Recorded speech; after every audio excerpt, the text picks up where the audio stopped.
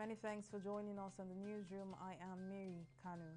The former Minister of State for Education, Jerry Agada, is dead. Agada died today at the Federal Medical Center in Makurdi from a brief illness after being hospitalized for over 1 week.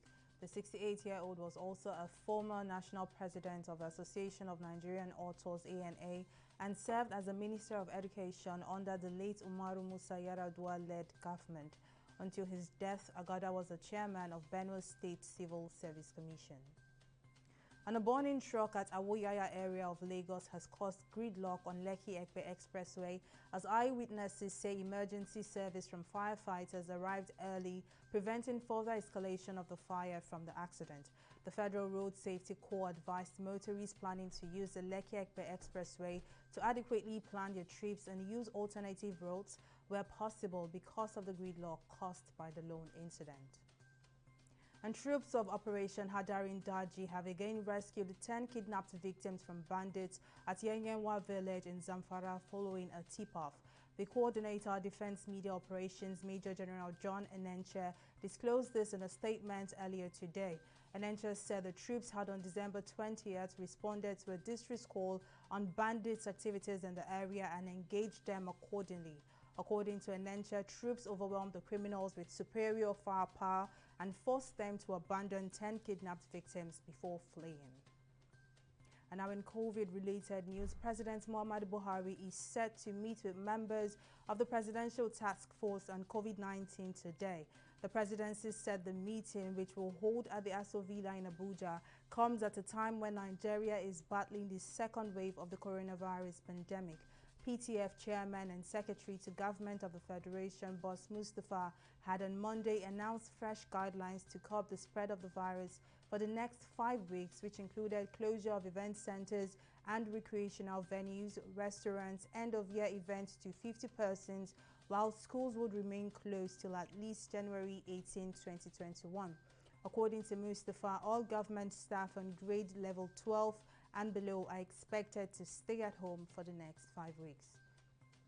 And the Nigerian National Petroleum Corporation (NNPC), through its flagship subsidiary, the Nigerian Petroleum Development Company (NPDC), has announced the commencement of operations at its Integrated Gas Handling Facility (IGHF).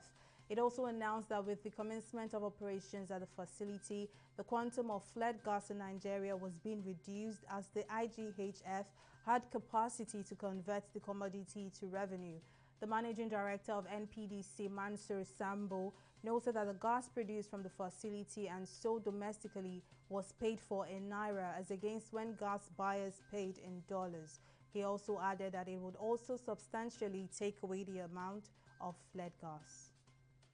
And Kosovo's Constitutional Court has ruled that the country must hold a new general election because Parliament's confirmation of the cabinet in June only passed because of an invalid vote by a lawmaker who has since been jailed. The court decided late on Monday that the vote of lawmaker Etem Arifi of the minority Ashkali Party for Integration for the cabinet of Prime Minister Abdullahi Hoti was invalid, and consequently the government had not taken the majority of the votes of the lawmakers. The president has now been asked to declare the election dates, which must take place within 40 days of the announcement. And now in sports, Super Eagles and Leicester City star Wilfred Ndidi is among the 50 most valuable Premier League players according to the latest ranking by Transfermarkt. The midfield enforcer, who is into his 5th season at Leicester City, is currently valued at €45 million, making him the most valuable Nigerian player in the English Premier League and by extension the second most valuable Nigerian player behind Napoli striker and compatriot Victor Osimhen. Indeed, his high rating and valuation has to do with his sterling performances for the Foxes since arriving at the King Power Stadium from Bergensside Genk in January 2017. And that's all we have in our package at this hour. Many thanks for watching.